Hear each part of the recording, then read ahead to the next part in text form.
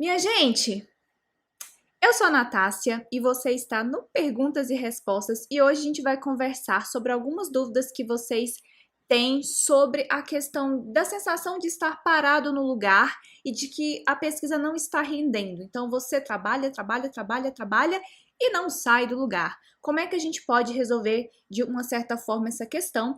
Então aqui eu vou trazer para vocês algumas abordagens, respondendo algumas perguntas e são sugestões, mas eu acredito que se você colocar isso no campo de batalha, vai dar bom, vai dar resultado, vai funcionar para você. Mas vamos lá. Como acabar com a sensação de não sair do lugar nos trabalhos em genética de populações? Como a gente pode fazer isso? Olha, sabe aquela sensação de que você trabalha, mas você não obtém resultado propriamente dito? Então, você tá lá o dia inteiro ocupado, mas você não consegue aprender uma análise nova, você não consegue interpretar as que você já fez. Eventualmente, você sequer tem condições de fazer essas análises porque você nem obteve os seus dados genéticos. Então, mas ao mesmo tempo você está super sobrecarregado e eu tenho a sensação, pelo menos aqui na minha cabeça, de que é como se a gente fosse aquele ratinho que fica dentro do círculo dele tocando de roda, não sai do lugar e ao mesmo tempo está gastando muita energia. E é isso que a gente não quer e é sobre isso que a gente vai conversar hoje. O Richard está perguntando qual é o número mínimo para realizar análises em genética de populações. Olha, Richard, a gente vai conversar um pouquinho mais profundamente sobre isso, mas só já te respondendo aqui, em tese, os artigos sugerem que 30 é um bom número para você trabalhar, tá bom? É um número ótimo para você trabalhar. Mas outros artigos também sugerem que uns 15 indivíduos, 25 também funcionam. Isso vai depender da sua pergunta. Por exemplo, eu tenho trabalhos de genética de populações que eu publiquei em que eu tenho uma população que eu tenho 5 indivíduos. Então, eu não fiz algumas análises porque essas análises que eu poderia ter incluso no meu trabalho precisariam de pelo menos 30 indivíduos, entendeu? Então, eu limitei as análises que eu poderia ter bons resultados com aquela quantidade de indivíduos ou agrupei as populações em grupos, né? Peguei as populações e dividi em 3, 4 grupos, dependendo da pergunta biológica que você for testar, também é uma boa abordagem para se fazer. E aí você pode justificar para os revisores que eventualmente você não conseguiu essa amostragem, ou que não tinha um recurso no laboratório, ou que sei lá, é isso mesmo, recurso, ou que não tinha marcador, enfim, não tinha os indivíduos suficientes, enfim, várias coisas podem ser utilizadas nessa argumentação. Mas o mais importante é que você saiba quais análises você pode fazer com o número de indivíduos que você tiver. Por exemplo, a gente tem uma análise lá dentro de um programa que chama Arlequim para identificar se as populações têm Boronec ou não. Para essa análise, você precisa ter pelo menos 25 indivíduos. Se você não tiver, você não pode utilizar essa análise. Outras análises, por exemplo, como, sei lá, o GeneClass, que é um programa que ele calcula a probabilidade de você ter migrantes de uma população para outra, você precisa de pelo menos 50 indivíduos para que você tenha robustez. Então, por isso que isso varia muito da análise que você vai fazer e da pergunta biológica que você vai também elaborar. Mas, via de regra, o que você vai encontrar nos artigos é que 30 é um bom número, mas as novas simulações agora mostram pra gente que a gente consegue ter bons resultados com um número menor do que isso, até porque nem sempre a gente consegue, né, conseguir esse número de indivíduos, especialmente se a gente trabalha com populações naturais. Bom, mas vamos lá. A gente estava conversando então sobre a sensação de não sair do lugar, né? Como que a gente pode fazer isso? É aquela sensação de que você sempre está corrido, mas você não aprende nada, você não tem o domínio nas suas análises, não tem o domínio nas suas interpretações, você não tem autonomia de escolha, você não tem autonomia para produzir um trabalho, você não tem um produto final. E a sensação também é que os prazos estão andando. Então a gente vai ficando ansioso, porque por mais que você tenha se planejado, tenha feito tudo e tenha gastado muita energia, o tempo vai passando e você fica como ratinho, só girando, sem conseguir os seus resultados. Mesmo que você esteja movimentando e movimentando com muita força, porque você não tem uma estratégia de ação, você não consegue sair do lugar. E eu particularmente acho que essa imagem aqui do carro atolado na areia representa muito bem essa sensação que a gente tem algumas vezes enquanto pesquisadores de estar fazendo as coisas, de estar ali colocando energia, mas não ver, por exemplo, um resultado numa colaboração, numa parceria e principalmente para a nossa pesquisa científica. Nesse aspecto, a gente tem mais ou menos 4 tipos de comportamentos que a gente pode observar entre nós. Aí a gente conversou isso aqui em outro momento, mas só para trazer isso aqui de volta para vocês e que vocês consigam ir tomando consciência do que vocês têm feito, porque a gente vai falar aqui que o domínio nas análises está na sua mão, não está na mão dos outros. O nosso comportamento pode ser daquela pessoa que faz tudo. Sabe aquele faz tudo? Então, ele sempre está disponível, ele sempre pode, ele sempre fala um sim. Pode ser esse o seu comportamento? Pode ser. E aí aquele é representado por essa mãozinha aqui, que a gente tem cada dedinho com uma mãozinha fazendo mil e uma coisas. Você pode ser aquela pessoa que é multitask, que não necessariamente você está disponível ou é o faz tudo, mas você está envolvido em diversos trabalhos, diversos projetos, diversas colaborações, inclusive você pega responsabilidades que nem são suas, tá?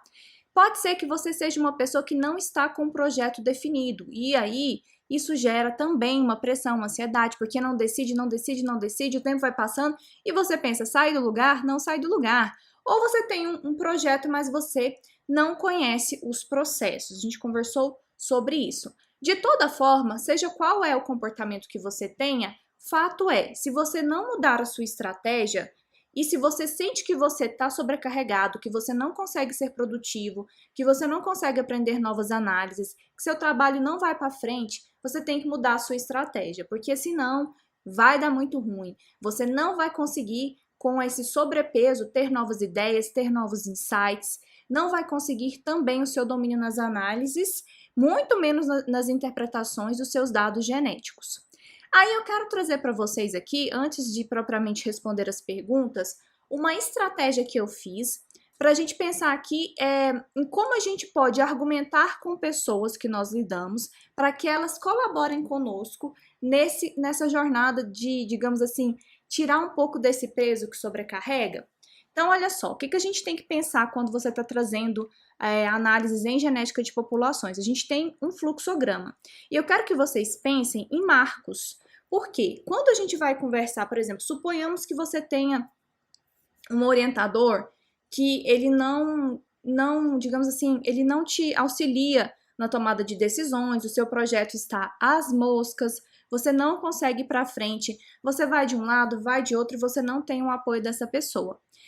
O que você pode fazer? Comunicar com essa pessoa, porque às vezes ele nem sabe que ele não está te apoiando. Pode ser que na cabeça dele ele está sendo o melhor orientador do planeta Terra. Gente, acontece. Então, uma forma de você conversar e ter uma comunicação assertiva é mostrar para essa pessoa o que é que pode ser melhorado em cima dos fatos. Só que se você não sabe quais são os passos que você tem que tomar dentro do seu projeto de genética de populações, como é que você vai chegar para conversar com essa pessoa? Porque se você simplesmente chegar para conversar e falar assim, olha, meu projeto tá atrasado, eu tô sentindo que eu não tô saindo do lugar, eu não tô aprendendo, não tô conseguindo evoluir aqui nas minhas buscas, ele pode simplesmente falar, não, fica tranquilo, vai dar tempo. Então, você tem que trazer, em qualquer dessas circunstâncias que você esteja, se a sua sensação é que você não está andando e caminhando as suas pesquisas, você tem que trazer fatos. E a gente só consegue trazer fatos quando a gente extrai esses fatos, a gente extrai, digamos assim, esses resultados e leva para alguém. Uma forma de você fazer isso, que eu gosto bastante, é pensar no fluxo da pesquisa em genética de populações. E aí, você pode também estabelecer para você marcos. Quando você começa a estabelecer marcos, você consegue também adicionar a questão temporal. Então, olha, até tanto tempo eu tenho que ter terminado a coleta dos meus dados. Se eu não terminar a coleta dos meus dados até, vamos supor que março de 2023, se eu não concluir a minha coleta dos dados até essa data, vai sobrecarregar e eu não vou conseguir ter um rendimento a contento, porque eu também tenho que trabalhar nas análises estatísticas. E a gente sabe que as análises estatísticas em genética de populações, elas são muito puxadas, não são análises simples de serem feitas, não é? Então, você vai estabelecer aqui esse fluxo, a gente vai conversar agora sobre cada um deles, e aí para você tanto conversar com pessoas, quanto fazer o seu próprio diagnóstico para saber, eu posso ajudar alguém? Eu estou na posição de colaborar com alguém? Nesse momento, há um custo de oportunidade, ou seja, eu vou pagar muito caro se eu assumir uma parceria. O benefício dessa parceria para mim neste momento vai custar muito, porque eu vou ter que sobrecarregar em outra área. E chega um momento, gente, que muito menos a sobrecarga vai te ajudar, porque tem uma hora que a gente não consegue a capacidade de suporte, e a gente não quer quebrar aqui. A gente quer ter autonomia, nós queremos ter domínio nas análises, queremos ter um produto final. Isso não combina com saúde mental abalada, não combina. Então a gente tem que cuidar desse aspecto para a gente ter um alto rendimento, tanto na nossa vida pessoal quanto na profissional, e elas são imbricadas uma na outra. Então olha só, dentro desse fluxograma aqui, o que que a gente tem? Primeira coisa que vocês têm que estabelecer: o projeto de pesquisa. Qual é esse projeto de pesquisa que você vai trabalhar? Dentro desse grande marco aqui que você tem, que eu chamo de marco da sua jornada, dentro desse grande marco, você tem coisas para serem resolvidas. Você, principalmente dentro desse projeto de pesquisa, tem que estabelecer as suas perguntas de pesquisa e os seus objetivos, tá? Porque tudo que você fizer vai girar em torno disso daí. Depois, a gente vem para o segundo marco da sua jornada. Você precisa estudar o seu modelo biológico, descobrir onde ele ocorre, quais são as características dele, se for organismo que ocorre em populações naturais, quais são os biomas que esse organismo ocupa, quais são os ecossistemas. Se você trabalhar na parte de pesquisa em genética humana, aí você tem que também estudar, por exemplo, se for grupo sanguíneo, vai estudar artigos de genética de populações com os grupos sanguíneos, com essa caracterização. Enfim, você tem que estudar o seu modelo biológico para que você consiga responder as suas perguntas a contento, tá? Então, dentro disso, a gente tem uma parte de referencial teórico. Então, olha só, cada marco que eu tô falando para vocês tem uma bolinha grudada nele. Essa bolinha grudada é aquilo que é a microfunção, é a microatividade que você tem que desenvolver dentro desse grande marco que você tem.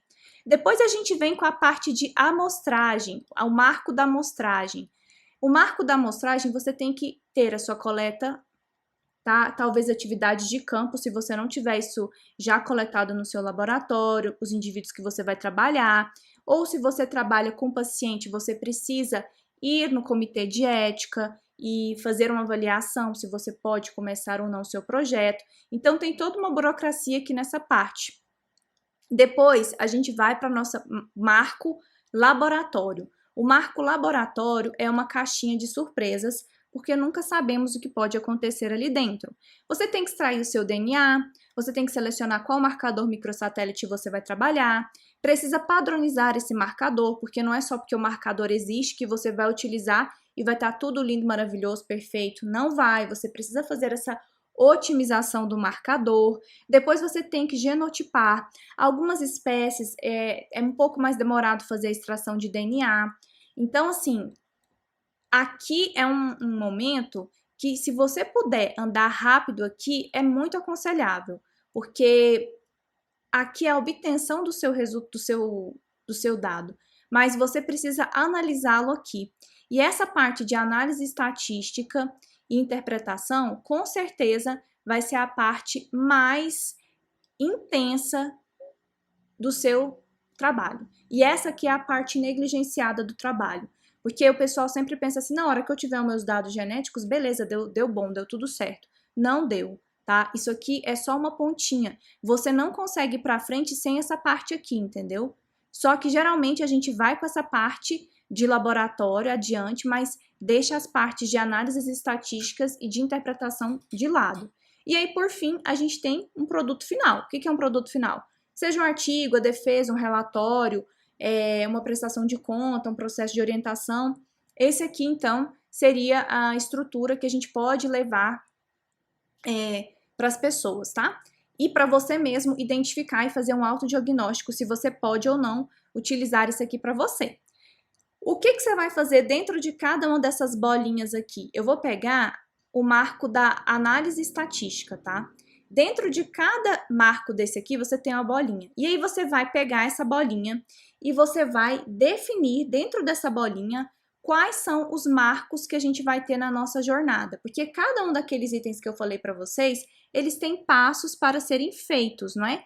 Então, aqui a gente vai colocar a data, tá? Que você precisa terminar isso e o que tem que ser feito.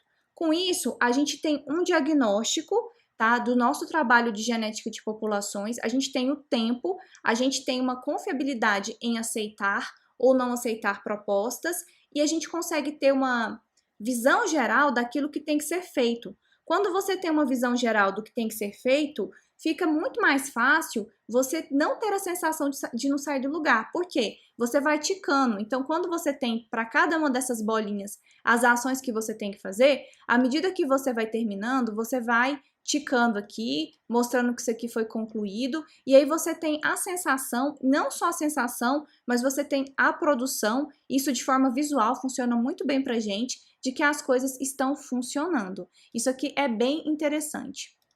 Vou trazer um exemplo para vocês comigo. Isso aqui ficou um pouco embaçadinho, mas é uma foto de uma extração de palmeira.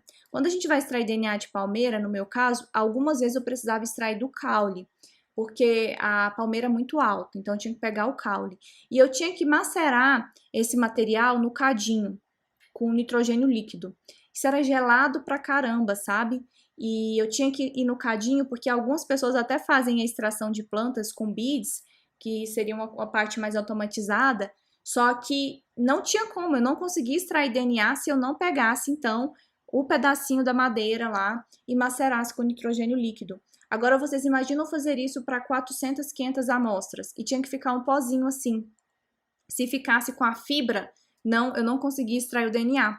Então, para eu extrair o meu DNA, eu achei que eu demoraria mais ou menos um mês e meio para extrair o DNA, porque eu estava contando que eu ia conseguir extrair folha, mas a verdade é que eu demorei quase uns 9 meses para eu conseguir ter todo o meu DNA extraído, porque eu precisava fazer essa maceração, eu precisava utilizar o cadinho, fazer manual, comecei a ter dores na mão. A gente não faz simplesmente só isso. Então, essas são as coisas que vocês têm que pensar e contabilizar dentro de tudo que você vai ter que fazer. Quando você lista tudo o que você tem que fazer, quando você tem que fazer isso mais ou menos, é claro que não tem que ser uma coisa cravada para te escravizar, mas isso traz luz para você não se sentir perdido, porque a gente tem a sensação de não sair do lugar quando a gente não sabe o que fazer ou não faz o que deveria fazer. E aí a gente fica com essa sensação, caramba, nada dá certo, não vai pra frente, eu não sei analisar nada, vem síndrome do impostor, tá chegando a minha defesa, tá chegando a época de eu submeter uma prestação de conta, eu não sei fazer isso. Gente, isso é muito, muito sufocante. Então a gente tem que se planejar. Vocês vão fazer um levantamento de toda a situação que vocês estão nesse momento, do ponto de vista da pesquisa científica de vocês, tá? O que vocês têm que fazer? Se você tem, por exemplo, projetos que te sugam, projetos que não estão indo para frente, projetos que não levam você ao seu domínio nas análises em genética de populações, projetos que simplesmente estão drenando o seu tempo e aí você fica ali ajudando alguém ou colaborando com aquela sensação de não sair do lugar e vai só lotando o seu HD mental. Então, faça esse levantamento. A partir disso, coloca primeiro o seu trabalho e veja quais outros trabalhos paralelos você tem que você pode manter ou não. E também identifique se você está fazendo aquilo que você deveria estar fazendo dentro de um fluxo de um trabalho de genética de populações, beleza? O que tem que fazer, o que foi feito, quanto tempo mais ou menos você vai fazer. E aí, claro que aqui em cada uma dessas bolinhas, eu não vou fazer isso para vocês, porque eu não sei em qual pé você está, eu não sei como você vai fazer cada uma das suas coisas, desconheço o seu projeto, mas você vai pegar e vai colocar os marcos e as datas e assim você vai conseguir fazer um diagnóstico e você vai pregar isso na sua parede, viu? Vai pregar na sua parede e vai fazendo tiques, vai cortando, vai olhando, vai reconfigurando a rota, porque quando a gente faz isso, a gente consegue, então, sair do lugar, porque você coloca, você faz um compromisso com você. Olha, eu vou fazer isso, dessa e dessa forma, tá bom? Então é isso, com todas essas estratégias, vocês terão espaço mental aí para conseguir tomar decisões inteligentes e não simplesmente ficar pensando, nossa, eu não saio do lugar, eu não saio do lugar. Não, você vai sair do lugar porque você sabe exatamente quais são os passos que você tem que tomar. Quando a gente não tem clareza sobre esses passos, dificilmente a gente vai conseguir tirar essa sensação, tá? De não sair do lugar nas pesquisas. Você tem que saber quais são os passos para isso, beleza? Agora vamos para as perguntas marotas que iremos responder para vocês. E quando o orientador não faz nada? E quando o orientador não faz nada? E aí, gente, alguém tem uma sugestão? Alguém tem uma sugestão aqui para ajudar a responder essa pergunta? E quando o orientador não faz nada? Olha, a gente tem que exercitar aí algumas coisas para responder isso daí. Primeiro, será que a comunicação, ela está uma comunicação assertiva? Ah, mas ele não fala comigo. Não, eu não tô querendo saber dele, é você. Será que tem uma comunicação assertiva entre você e o seu orientador? Mas você tá falando que a responsabilidade é minha? Não, eu tô falando da comunicação. Você comunica ou você espera ser comunicado? Porque quando nós estamos nesse meio de pesquisa, se você trabalha com esse tipo de pesquisa que exige muito, olha, você tem que coletar, você tem que ir para a bancada, você tem que analisar seus microsatélites, você tem que fazer as suas análises de discussão, é muita coisa. Se você ficar numa posição à espera dessa comunicação, pode ser que ela não venha, muito provavelmente. E aí você vai pensar, ele não tá fazendo nada? Eu tô falando que a postura do orientador tá certo? Não, eu tô falando para você estabelecer essa comunicação. Antes da gente sair falando, larga esse orientador. Não, vamos lá. Primeira coisa, verifique se você está fazendo uma comunicação com esse orientador assertiva. Não importa se o papel dele está sendo feito ou não, você está fazendo uma comunicação com ele? Depois disso, comunicou, ele não agiu, você pegou e fez o seu diagnóstico e levou para ele? Porque agora, com essa conversa que a gente teve aqui, você consegue fazer o seu diagnóstico pensando no fluxo da genética de populações em termos de pesquisa. Então, projeto, questões de pesquisa, campo, amostragem, laboratório, análises estatísticas e interpretação. Você mostrou para ele e falou, olha, nós estamos nesse ponto aqui, a gente não caminhou isso aqui, o que a gente tem que fazer? Mostrei. Ele não agiu, você foi de novo e falou, olha, eu preciso disso, disso, disso, precisamos chegar nesse aspecto aqui, não conseguimos. Se você tentou de todas as maneiras comunicar com ele e não houve uma comunicação, você não consegue ter uma previsão de nada, aí eu sugiro fortemente que você procure um outro orientador. Isso é um pouco tabu, não é? Mas olha só, é só uma relação profissional. Você não tá rompendo com a sua mãe, com o seu pai. É só uma relação profissional. Algumas relações de aluno, estudante, orientador não dão certo, entendeu? Pode ser que funcione para um, pode ser que não funcione para outro. Então, assim, se não deu certo, tudo bem, procure alguém que dê certo e que corresponda à expectativa da orientação que você tem. Faça dessa forma, tá? Mas tente primeiro ter uma comunicação, porque às vezes o problema está na comunicação. Não sai chutando a porta, largando tudo. Faça primeiro a comunicação e tente verificar se a partir dessa comunicação, tá, a gente consegue trabalhar. Aura, e quando o orientador não é da área? Nossa, isso acontece muito, né? Acontece demais. Ah, isso acontece muito. Vamos lá. Quando o orientador não é da área, o que você pode fazer? Primeiro, você já sabe quais são os passos. É claro que aqui a gente está trazendo os grandes passos. Você sabe quais são os grandes passos. Você vai colocar, de acordo com o prazo que você tem, o tempo que você precisa para esses grandes passos. Você vai chegar e falar: precisamos de um colaborador. Precisamos de um co-orientador. Porque se o orientador não é da área, fica muito complicado ele te orientar, tá bom? Muito complicado. E algumas vezes nos programas as pessoas elas vão se associando e vão no meio do processo, os professores aprendendo essas linhas novas de pesquisa, e aí fica complicado para quem chega para eles bem nesse momento de aprendizado. Então, se o orientador não é da área, eu sugiro, procure primeiro, converse com ele e verifique. Se você quiser, por exemplo, pode ser uma pessoa que você tenha uma boa comunicação, que você consiga estabelecer uma boa conversa. Por exemplo, a minha orientadora de doutorado, ela não era especificamente da área de genética de plantas. A especialidade dela era drosófila. E a gente foi muito honesta uma com a outra. Ela foi muito honesta comigo desde o começo. Olha, Natácia, eu não tenho essa habilidade que talvez pode ser importante para você. Você quer continuar comigo? Eu sim, porque dentro das pessoas que tinham no programa, ela era a que mais poderia contribuir para o meu trabalho e ser a minha orientadora. Não havia outra pessoa para fazer isso. Então, a gente foi atrás de colaboração. Eu fui atrás de um co-orientador que pudesse me auxiliar nesse processo, tá? Então, a gente teve essa junção a partir de um diálogo e de uma comunicação assertiva e deu certo tanto para mim quanto para ela e quanto para o meu co-orientador americano, deu super certo. Mas, comunicação assertiva. Se você for comunicar com a pessoa e pedir que você precisa de um orientador e tudo mais, um co-orientador e tudo mais, e não houver uma, digamos assim, reciprocidade, aí você pode pensar na alternativa de trocar de orientador. Se não tem como trocar de orientador, eu sugiro fortemente que vocês procurem um curso prático. Vai procurar disciplina na pós, por exemplo, na UFG mesmo eu dava várias disciplinas práticas. A gente tem também aqui no canal um monte de aula prática. Tem um curso aqui do Entenda Genética. Procure cursos, mas são cursos que te ensinem a mexer no programa a ter o resultado. Porque mesmo que você encontre, às vezes, um orientador da área, talvez ele não vai te ajudar nesse processo. Eu quero até saber se tem alguém aqui que tem orientador na área. Se puder colocar, eu vou gostar muito se essa pessoa ajuda na análise. Provavelmente tem hora que nem consegue ler o trabalho, tá?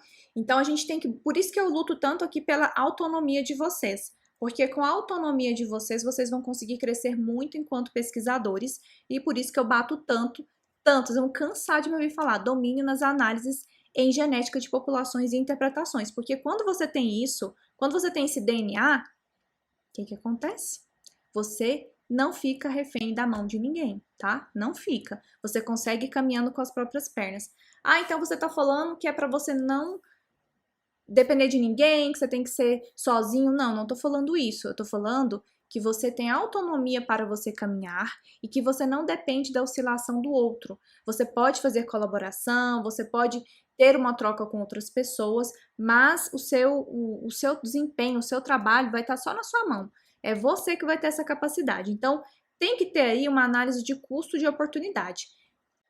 Experiência é tudo, disse o Braulio, e é verdade. Experiência aplicada, né? Porque também tem várias pessoas que têm experiência que não ajuda ninguém. Isso também é muito, muito ruim. Próxima pergunta aqui. Estou indo para o terceiro ano de doutorado e não genotipei nada. É normal? Está no tempo? Então, nesse caso aqui,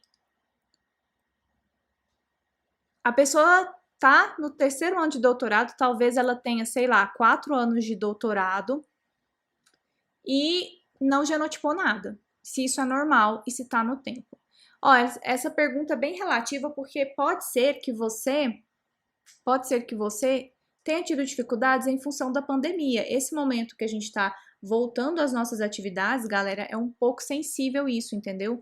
Então, é complicado, ficou bem complicado mesmo esse momento e todo mundo vai compreender isso daí nos seus estudos, tá? Mas, se você tá indo pro terceiro ano, se você tá indo entrando no terceiro ano, plenamente dá para genotipar suas coisas, tá no tempo. Se você genotipar no terceiro ano, beleza, você consegue no último ano fazer as análises, tá bom? Mas não fica só genotipando sem fazer o aprendizado das análises em paralelo. Enquanto você genotipa, enquanto o seu gel corre, enquanto você coloca PCR no termo, começa a mexer nas análises, começa a aprender a fazer análise genética de populações, beleza? E obviamente aqui também tem a questão da quantidade de amostras. Dependendo da quantidade de amostras que você tem, e dependendo do recurso, dependendo do número de termocicladores, tudo isso você tem que verificar. A dica que eu dou é, conversa com a galera do lab e pergunta assim, ó, quanto tempo vocês demoraram para fazer, porque geralmente trabalha com coisas próximas, né? A genotipagem de tantos indivíduos, tá? Depende se tem um reagente também, enfim, de uma série de coisas, mas faz essa estimativa pra gente não ficar só no achismo, sabe? Ou ficar pensando assim, não, vai dar bom, vai dar bom, vai dar bom, e se não der bom, como é que você faz? Então tem que ter planejamento. Estou na prorrogação, ainda não terminei a bancada, não consigo andar com as análises, na verdade, nem sei por onde começar. Risos, kk crying, né? Minha orientadora ainda quer que eu supervisione Cs, agora que o lab voltou a funcionar. Não sei o que fazer. Ah, corre, tô brincando. Tô brincando, vamos conversar, vamos conversar. Gente, já falei em outros momentos. Se você tá na prorrogação e a sua prorrogação é de 1 mês, 2 meses, não vai para a bancada, criatura. Vai terminar seu trabalho, tá bom? Vai terminar. Se a prorrogação é de 6 meses, porque algumas pessoas conseguem essa prorrogação de 6 meses, aí você pode continuar terminando a sua genotipagem, sabendo que você vai ter limitação de algumas análises, tá? Algumas análises que você vai fazer, talvez você não consiga desenvolver. E, paralelamente, para de ficar orientando os ICs, conversa com a sua supervisora, porque durante esse momento que você está orientando o IC, você vai fazer o quê? Você vai começar a aprender as suas análises, você vai começar a ler os artigos para fazer o seu referencial teórico, para você conseguir fazer suas interpretações, tá bom? Então, assim, foca em você. Ah, mas é porque a professora foca em você. A gente conversou sobre isso e vou reforçar. Faz lá o diagnóstico, seu diagnóstico do seu domínio nas análises e interpretações dos dados genéticos, aquele fluxograma. Leva para uma comunicação assertiva, porque as pessoas tendem a entrar num estado de realidade quando elas olham para um fato. Então, quando você chegar lá com seu papelzinho e mostrar, olha, a gente tem que fazer isso, isso, e o meu tempo disponível é esse, tá? Aí você consegue, não é barganhar, mas você consegue negociar, entendeu? Porque a sua função não é professora para você ficar com os alunos de C, porque você pode se ferrar muito com isso. E, mas coitado dos alunos de C. Não, tudo bem, mas a sua responsabilidade que você assumiu é o seu trabalho, tá? É o desenvolvimento da sua pesquisa. E se você trabalha com genética, você sabe que é muito demorado fazer isso. Então, vai, conversa primeiro para também não brigar, fala, olha, professora, nesse momento eu não posso fazer por causa disso e disso e disso, e você mostra o fato lá para a pessoa. Foca em terminar suas coisas, foca em fazer as análises para o seu trabalho, porque senão fica muito difícil mesmo. E aí a saúde mental vai, ó, lá pro beijo, porque ninguém consegue, gente, ficar trabalhando 24 horas por dia. Não dá. Se for doutorado, é mais lascado ainda. Rosiane, eu correria louca. Pois é, Rosiane. Mas a situação aqui é mais comum do que a gente imagina, viu, gente? É muito comum. E a gente tem que aprender a falar não, né? O não que você fala pro outro é o sim para você.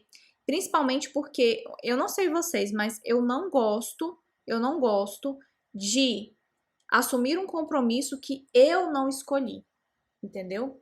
E é difícil a gente falar disso, mas é verdade. Então, eu não arrumo um problema para você resolver, sabe? Tipo assim, se eu fiz o BO, eu tenho que dar conta.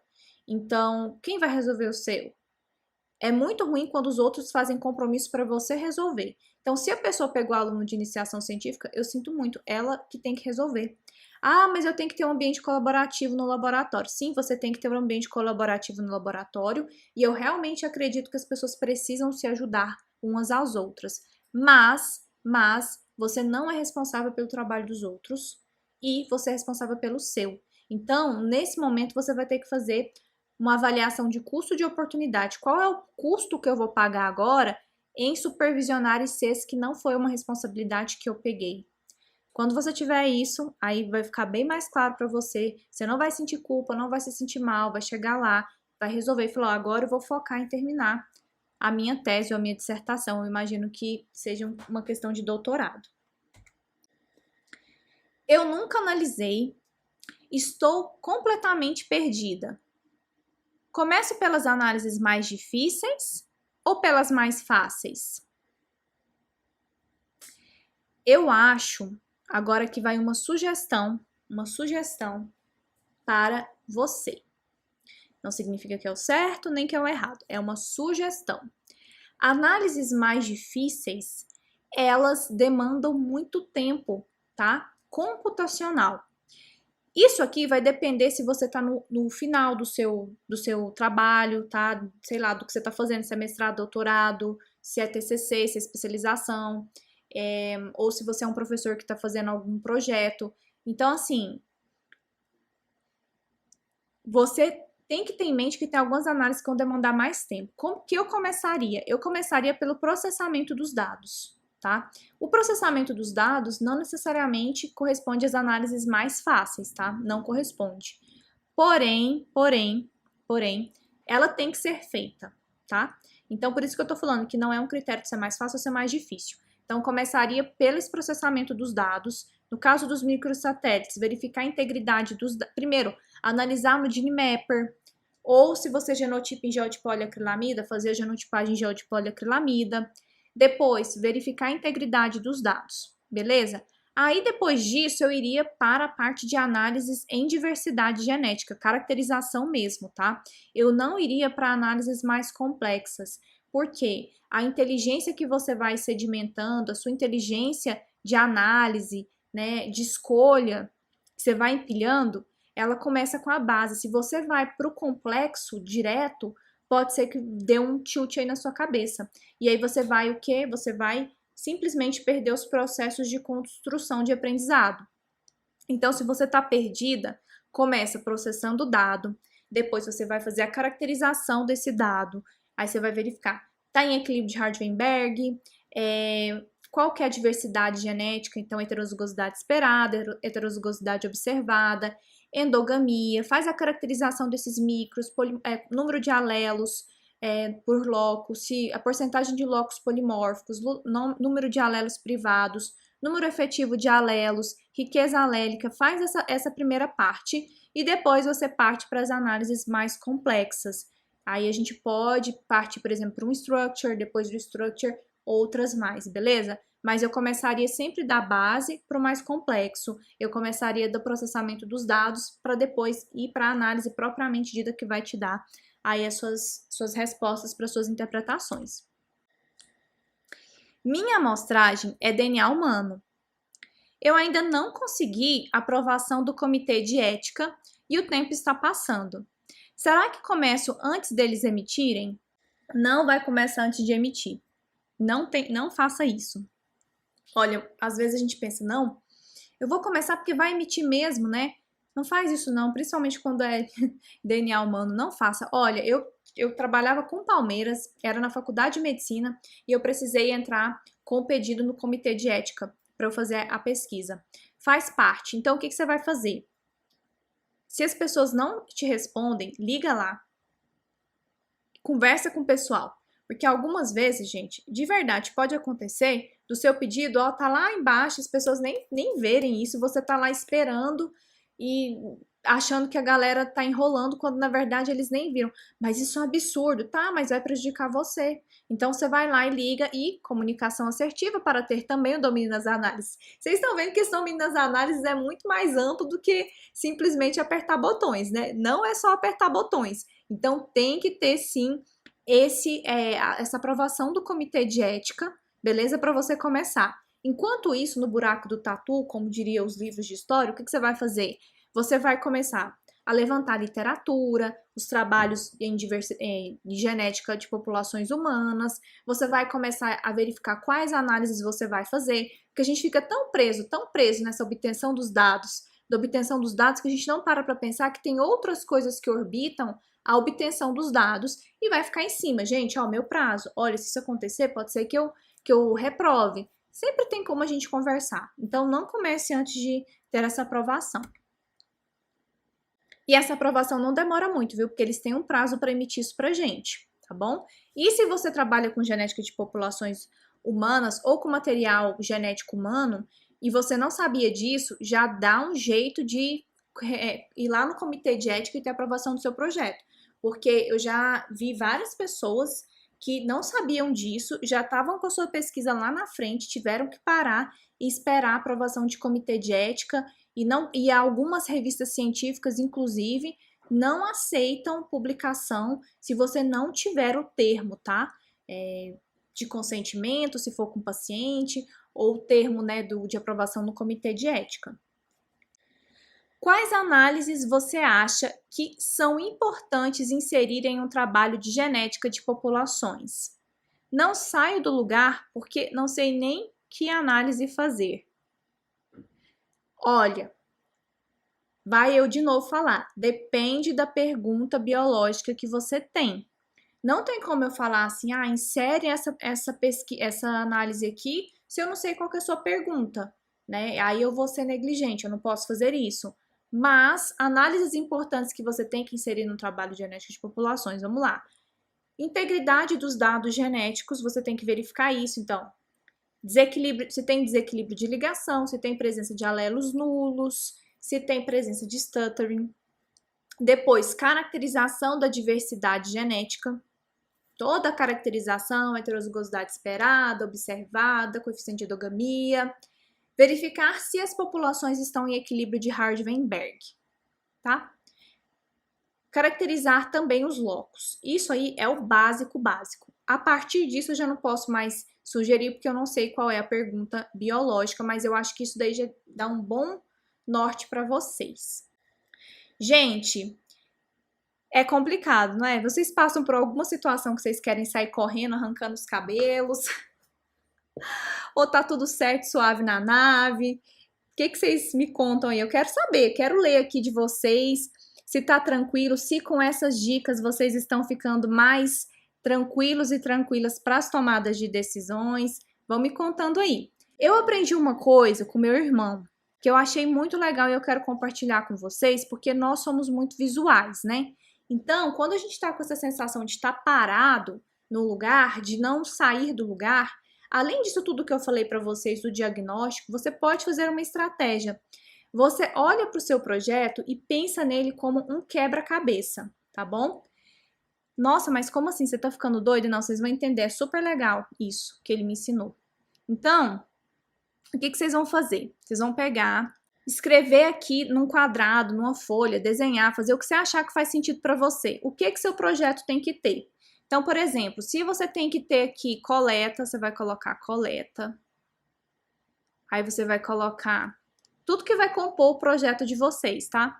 Extração de DNA, não vou escrever porque fica muito ruim. Extração de DNA. Aí você tem que escolher os seus microsatélites, então coloca aqui seleção dos microsatélites. Aí você tem que fazer PCR, né? Você tem que genotipar. Aí você tem que fazer a análise dos dados. Aí você pode colocar essa análise dos dados em cada um desses pedacinhos do quebra-cabeça aqui. Coloca todas as análises que você tem que fazer. É tudo que compõe o seu trabalho. Coloca aqui interpretação, escrita. Se for defesa, é defesa. Se for submissão de artigo, é submissão de artigo. Faz aí o que é o seu projeto que você quer lindo, maravilhoso. Depois que você fizer montar isso, você vai cortar essas partes aqui do quebra-cabeça, bonitinho, cortar na tinta. Então, você vai imprimir ou você vai fazer à mão, mas você vai cortar os pedacinhos no quebra-cabeça, tá? Vai guardar no envelopinho e vai ter a imagem toda assim para você ficar olhando essa imagem toda. Cada vez que você conseguir fazer um passo da sua jornada no rumo das análises, das interpretações, da produção do seu artigo em genética de populações, você vai grudar esse pedaço do quebra-cabeça no seu guarda-roupa, na parede, não sei, no lugar que você vai ficar olhando e feliz com os seus passos, porque a gente tem que comemorar as pequenas vitórias. Aí, cada vez que você concluir uma parte do seu quebra-cabeça, você vai colar e vai montando. Aí você vai ter a sensação de que você está saindo do lugar, porque você vai conseguir ver a coisa tomando forma. Às vezes a gente não consegue ver as coisas tomando forma.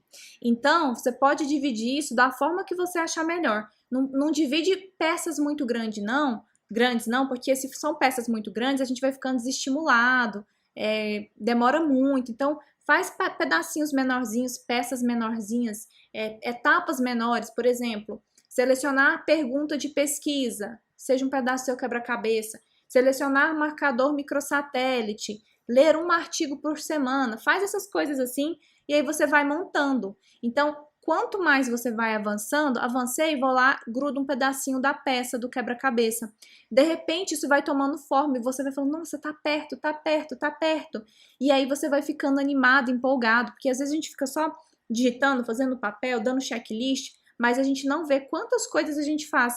Só de vocês estarem aqui nesse momento, numa sexta-feira, já podia dar um checklist aí na pecinha de vocês, que vocês estão cada vez mais próximos e próximas desse domínio nas análises. Vocês já tinham pensado nisso? Meu irmão fez isso com uma moto, gente, eu achei super legal. Ele criou uma moto, ele pegou a imagem da moto, repartiu ali no quebra-cabeça em qual era o valor dos pedacinhos que ele queria para a moto no total, e toda vez que ele juntava um dinheirinho que correspondia à moto, ele grudava ali aquele pedaço correspondente ao dinheiro que ele conseguiu, e aí então, no final, ele tinha a moto preenchida quando ele conseguiu juntar os pedacinhos. Então, cada quebra-cabeça dele tinha um valor.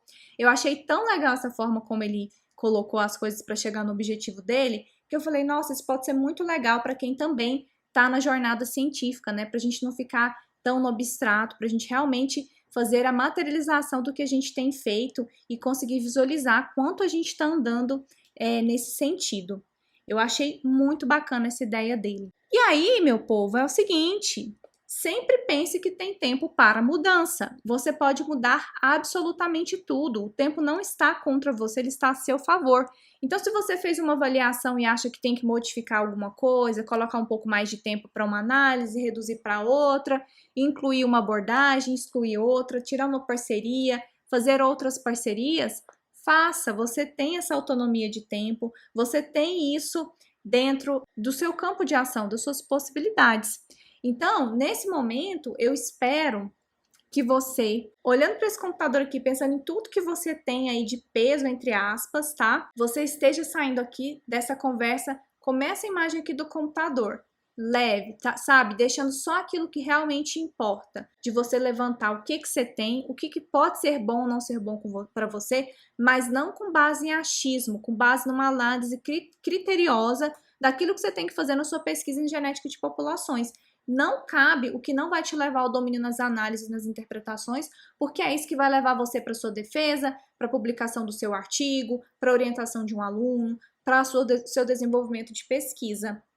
E agora está na mão de vocês escolher qual pílula vocês vão tomar. Se é continuar aí sentindo sobrecarregado, ou se é sentar, tirar um pouquinho do tempo de vocês, que de repente, mas eu tô corrido, mas às vezes se você sentar e fazer essa análise agora, do que você está tendo em termos de colaboração, o que você está tendo em termos de orientação, o que você deveria fazer que você não está fazendo, não porque você não queira, mas porque você não sabia. Agora vocês têm aí um documento, um mapinha com o fluxo de vocês, o fluxo de uma pesquisa de genética de populações.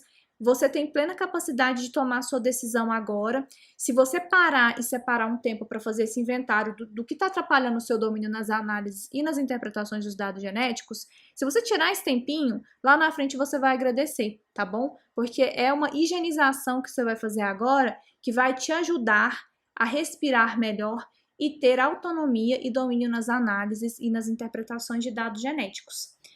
Se você ficou com alguma dúvida, coloca aqui para mim nos comentários, compartilha esse conteúdo, taca o dedo no like, vamos fazer essa comunidade aqui de geneticistas crescer mais e mais ainda no YouTube, nessa plataforma aqui que nos proporciona divulgação científica, que se eu cresço, você cresce também, porque a gente está junto nessa aqui, de levar conteúdo para os geneticistas crescerem e terem autonomia, terem segurança, terem domínio nas análises e nas interpretações dos dados genéticos. Ficou com dúvida? Manda mensagem para mim, no Instagram, Facebook ou por aqui. E semana que vem tem mais, vocês acham que não? Semana que vem teremos aí nossas 10 lives, pela manhã também às 10 horas e à noite 20 horas. A gente vai trazer muito mais conteúdo nas lives de aquecimento da nossa semana do DNA. Espero vocês na próxima e até breve!